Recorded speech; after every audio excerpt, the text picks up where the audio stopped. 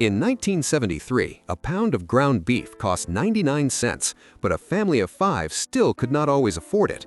So American mothers got creative. They turned bread, sugar, and a little ingenuity into snacks that kept kids quiet, bellies full, and dignity intact.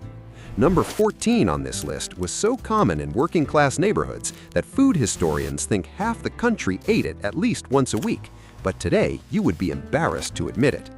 Number 7 was actually recommended by school nurses in 1971 as a healthy after-school option. And number 3, the one kids fought over, begged for, and still dream about decades later, has a flavor chemistry that food scientists have since discovered no modern snack has ever successfully replicated. These 25 snacks disappeared quietly, not because they were bad, but because the snack food industry spent billions convincing America that real food came in a bag with a cartoon mascot on it. Before we start, hit subscribe, because what you are about to remember just might send you straight to your kitchen. Let's count down the 25 forgotten poor man snacks from the 1970s that nobody makes anymore. Number 25. Sugar bread. If you grew up in a working-class household in the 70s, you already know. A slice of soft white bread spread thick with margarine, then generously sprinkled with white granulated sugar. That was the snack. A loaf of bread cost about 28 cents in 1972. The sugar came from a 5-pound bag that cost less than $1 and lasted a month. The soft bread absorbed the margarine. The sugar dissolved just slightly at the edges where it touched the fat, becoming something almost crystalline and sweet. Nobody called it a recipe. Nobody wrote it down. It was just what you made when there was nothing else. Today, parents would look at sugar bread with horror, but those same parents ate it every single week and turned out just fine. Number 24. Crackers with corn syrup. In 1970, a 16-ounce bottle of corn syrup cost 49 cents, and it went a long way. A sleeve of saltine crackers from the back of the pantry, a slow drizzle of dark syrup across the top, that was dessert in lean times. The syrup pooled into the little holes of the cracker, soaking in just enough to go sticky sweet without going soggy. Dark syrup had a molasses depth that made the crackers taste almost like gingerbread. A box of saltines ran about 39 cents. You could feed 4 kids for less than $1. Nobody makes this anymore because nobody has to, but people who grew up on it will tell you it still sounds good. Number 23. Fried bologna cups. In the 1970s, bologna was the great equalizer of America. At 89 cents a pound, it was the lunch meat that fed a generation. But the snack version, the one kids actually asked for, was something else entirely. You dropped a thick slice into a dry skillet over medium-high heat, and you watched. Within 90 seconds, the edges pulled away from the center, and the slice buckled into a perfect cup shape. That cup got filled with mustard, ketchup, Worcestershire if you had it, or with nothing at all if you did not. The edges got slightly charred and crispy. The center stayed soft, hot, and richly meaty. Children ate these straight out of the pan without a plate, burning their fingers and not caring.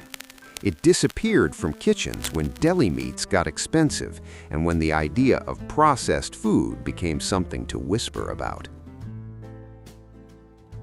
Number 22. Peanut butter and banana sandwiches. Poor families across the American South were making these long before it became mainstream. In the 1970s, a bunch of bananas cost about 15 cents a pound. Peanut butter was 65 cents a jar and lasted 2 weeks.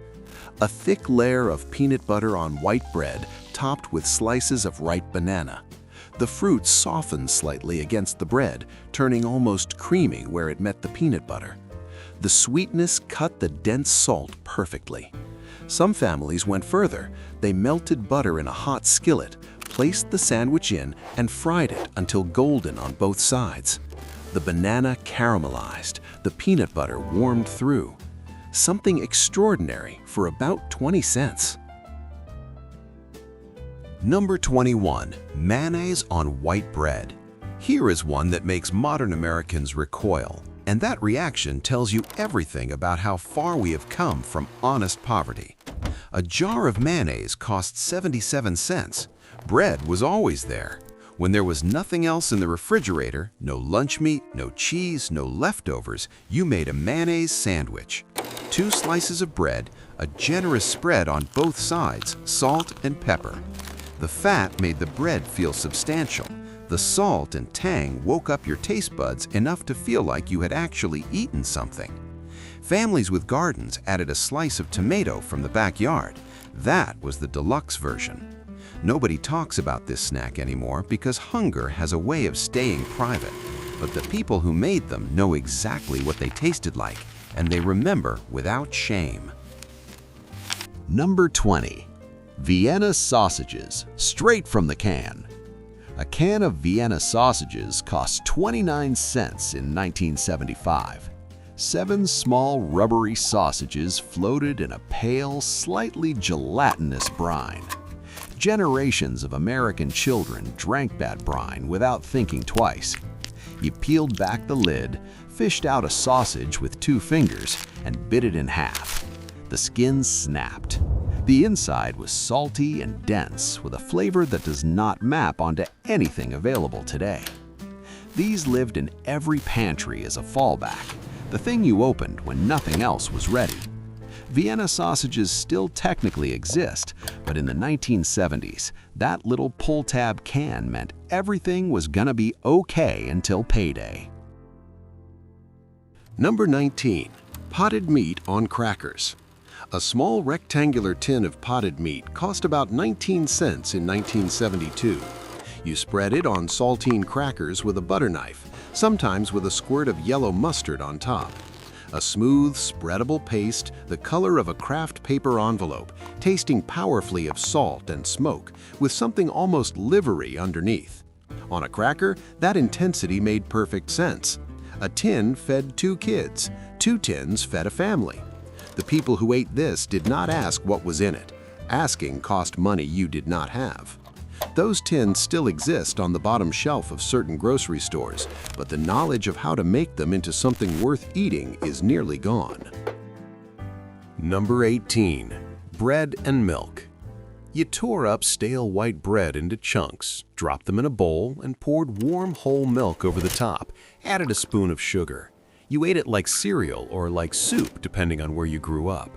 In the South, some families added a pinch of salt instead of sugar. In the Midwest, some used buttermilk, which changed the whole character, tangy and almost thick. A loaf cost 28 cents. A half gallon of milk was 65 cents.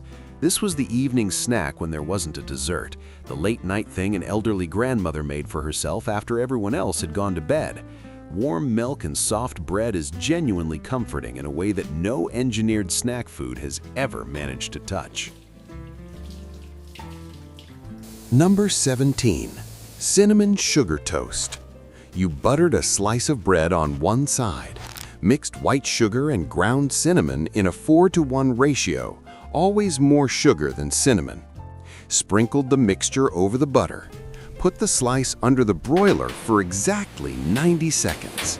You watched through the oven window because 91 seconds was the difference between perfect and burned. When it came out, the sugar had caramelized into something crunchy at the edges and gooey in the center. The cinnamon had bloomed in the heat. It cost about 4 cents. This was the snack that mothers made when kids were sick, or when it was cold outside, or when a treat felt necessary and the budget said no. Nobody makes it anymore because it requires standing at the oven for 90 seconds. Apparently, we no longer have 90 seconds. Number 16. Crackers with peanut butter and a raisin on top. A cracker spread with peanut butter with 1 raisin in the center. That was the entirety of the recipe. A box of crackers cost about 49 cents. Peanut butter was 65 cents. A small box of raisins was 29 cents. For $1.39, you could make approximately 40 snacks. Church basements across America fed entire congregations this way. School cafeterias used it as a Friday afternoon treat. The single raisin was the garnish that made it feel finished. Without the raisin, it was just a cracker. With the raisin, it was an hors d'oeuvre. That distinction mattered enormously when you were 7 years old. Number 15. Underwood deviled ham from the little tin. The red devil on the tiny tin was the mascot of 1970s kitchen pantries. A tin cost about 35 cents and contained enough spicy ham spread to cover half a sleeve of saltine crackers. You spread it straight from the tin onto a cracker and ate it in one bite. The flavor was aggressive, cured ham ground with mustard and spices into something between a spread and a paste. On a cracker, it was extraordinary. And if you ate it straight from the tin with your finger when nobody was looking, shameless and delicious. This spread technically still exists, but the ritual, opening the tin after school, the red devil grinning at you, that ritual is gone. Number 14. Cornbread crumbled into cold milk. If you are from any part of the American South or Appalachia, you don't need this explained. You might already be reaching for a glass. Leftover cornbread was crumbled into milk and eaten with a spoon from a tall glass. The cornbread softened within 30 seconds, swelling as it absorbed the milk. You ate it cold, often for supper on hot summer nights when cooking felt like a punishment. A pound of cornmeal cost about 19 cents. Ask anyone who grew up in a Southern household in the 1970s if they remember it. Watch their face. The government knew exactly what was happening. By 1975, the USDA was tracking what poor American families ate. The results were specific.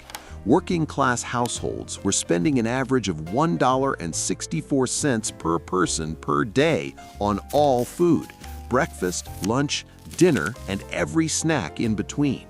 Food stamp usage in 1975 reached 17 million Americans. The poor man's snacks of the 1970s were not born from laziness or ignorance. They were born from necessity, navigated with extraordinary creativity. Remember that for everything still ahead on this list. Number 13. Tomato sandwiches. Only in summer, that was the rule.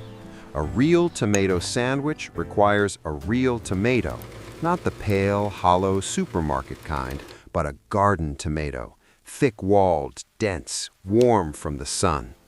White bread, mayonnaise spread thick on both sides, salt, pepper, and 3 thick slices of tomato that hang over the edges. Press down. Eat immediately, standing over the sink, because the juice will ruin whatever you are wearing. Nearly every working-class family with a yard grew tomatoes because seeds cost almost nothing. A tomato sandwich in August 1974 cost about 6 cents. Without your own tomato, it is just bread and mayonnaise. Number 12. Pork rinds from the gas station jar. Not from a bag, from a jar. At service stations, there stood large glass jars with a hinged lid filled with pork rinds. You flipped open the lid, reached in, and dropped a nickel on the counter. Gas station pork rinds had a texture ranging from airy to slightly chewy depending on the piece, and each one tasted distinctly of pork, unlike modern versions pumped with artificial flavoring. When convenience stores replaced gas stations, the jar disappeared too. The ritual itself disappeared. The jar, the nickel, the hand reaching inside, it never came back. Number 11. Government peanut butter on anything. If you qualified for commodity food distribution in the 1970s, the peanut butter came in a large institutional silver can with black stenciled letters reading peanut butter. It was denser than store-bought, with a more intensely peanut flavor and no added sugar. Inside the can, it's separated into oil and solids, and before using it, you stirred it with a butter knife. That was its own small ritual. You spread it on white bread, on saltine crackers, on apple slices, or just on a spoon, eaten standing at the counter. People who grew up on it remember the flavor distinctly, richer than Jif, stronger than Skippy. Today, natural peanut butter that requires stirring is sold as a health product for 3 times the price of the commercial kind. In 1973, it came in a government can and kept families fed. Number 10. Fried dough. Flour, salt, baking powder, and water. A simple dough, rolled thin and dropped into hot oil in a heavy skillet. It turns golden in 90 seconds per side, puffing as it cooks, the outside crackling, the inside staying soft and slightly chewy. You ate it plain, with powdered sugar, with honey, with sorghum, whatever sweet thing was available. For a family of 6, a batch cost 15 cents. This recipe lives on in Native American fry bread, which carries its own deep cultural history. But the working class variation, what Southern grandmothers simply called fried dough, has nearly disappeared. First went the lard, then the cast iron, then the knowledge itself. Here is what the snack food companies did that nobody talks about. In 1978, Frito-Lay, Nabisco, General Mills, and 6 other major snack manufacturers lobbied successfully against nutrition labeling requirements. The real reason? Compared to a tomato sandwich or a piece of fried dough, the ingredient list on a bag of chips did not look good. The poor man's snacks of the 1970s had ingredient lists you could recite from memory because you made them yourself: flour, salt, water, peanut butter, bread, mayonnaise. So the industry did not compete on transparency. It competed on volume, on color, on cartoon mascots, and on the sheer velocity of advertising aimed at children. By 1980, the average American child had seen 20,000 snack food commercials. Not one of those commercials was for sugar bread or crackers from a glass jar at a gas station. The forgetting was not accidental. Number 9. Saltines with butter. A saltine cracker smeared with real butter, not margarine. The families who did this believed in the real thing, even when they could not afford much else. They worked the butter into the small holes with a butter knife until it softened in. The butter mellowed the sharp salt of the cracker. The cracker gave the butter structure. Together, they became richer and more satisfying than either thing alone. A box of saltines cost 39 cents. A pound of butter was 77 cents. A sleeve of crackers and a stick of butter fed a family's afternoon snacking for 3 days. You can still make this. Nothing stops you, but almost nobody does. Number 8. Pickle sandwiches. White bread, yellow mustard, and slices of dill pickle.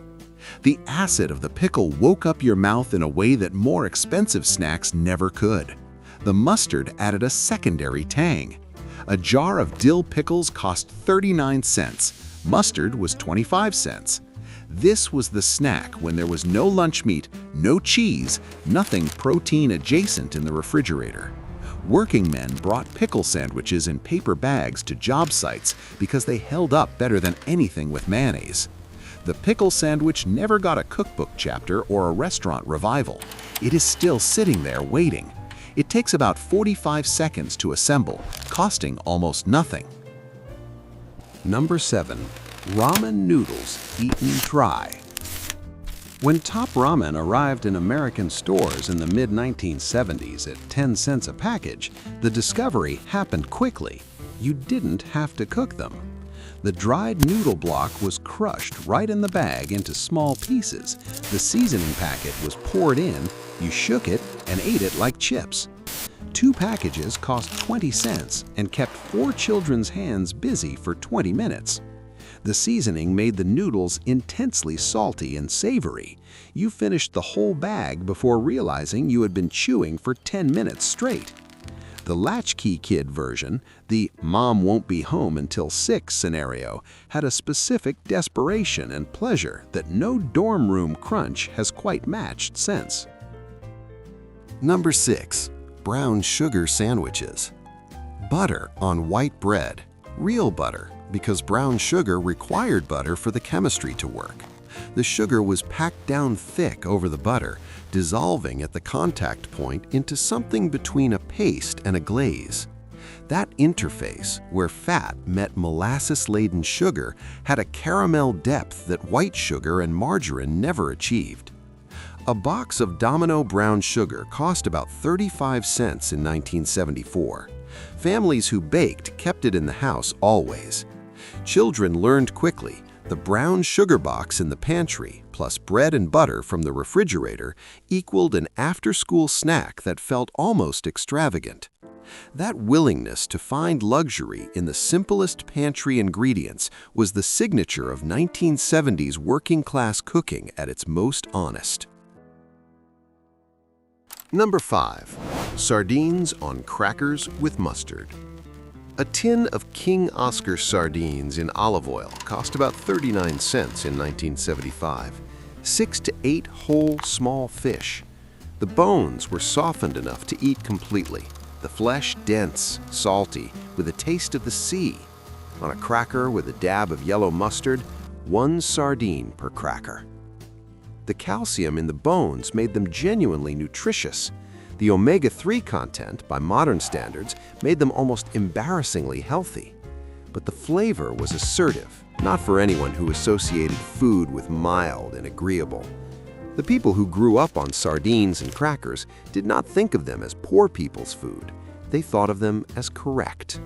That confidence is what the 1970s lost when sophistication shifted away from anything that tasted powerfully of what it actually was. Number 4. Fried Spam. Slices fried in a skillet. Not cold. Thick slices were fried in a dry skillet. No oil needed. Spam provides its own fat.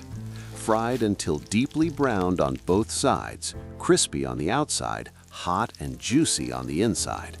At 79 cents a can in 1973, a single can lasted a family 2 days of snacking. Raw Spam is fine. Fried Spam is something else entirely. The browned surface delivers a concentrated, almost bacony flavor that the cold version never has. Hawaii never abandoned this tradition. The rest of America walked away from it as incomes rose and Spam became a punchline. The jokes were wrong. Fried Spam was right. Number 3. Velveeta on crackers melted under the broiler. Crackers are arranged on a baking sheet. Thin slices of Velveeta, a 2-pound block cost about $1.79 in 1975, are placed on top. They go under the broiler for exactly 60 seconds. Velveeta melts at a lower temperature than real cheese, and when it hits a hot cracker, it does not just melt, it fuses with it. The top blisters slightly, turning golden at the peaks. The edge where cheese meets cracker crisps up like the crust of a grilled cheese sandwich. The whole experience, the crunch, the velvety interior, the slight char, is a textural event that modern snack companies have spent 50 years trying to replicate in a bag. No one has succeeded because you cannot package 60 seconds under the broiler. You cannot package the moment you pull out the tray and feel the heat. This snack was real. It cost pennies, and the fact that it has been replaced by a bag of processed crackers is one of the minor tragedies of American food history. Number 2. Ants on a log, the original version. Today's version is fine: celery, peanut butter, raisins. But the 1970s original had variations now mostly lost. In some households, raisins were replaced with finely chopped dried apricots, or cream cheese was used instead of peanut butter with a drizzle of honey. The celery was not pre-cut from a bag, it was a whole bunch from the refrigerator, strings and all. Children were handed stalks and told to fill them themselves. The assembly turned a vegetable and a spread into an interactive experience that kept kids occupied for 20 minutes. School nutritionists in the early 1970s circulated recipe cards for this exact snack, recommending it at 8 cents per child.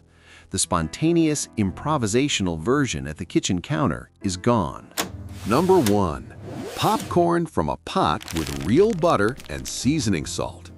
Before in the microwave bag, before the movie theater lobby, before flavored air-popped varieties and caramel drizzle, a heavy pot on the stove, 2 tablespoons of cooking oil, half a cup of kernels, and a lid that rattled as the corn began to pop.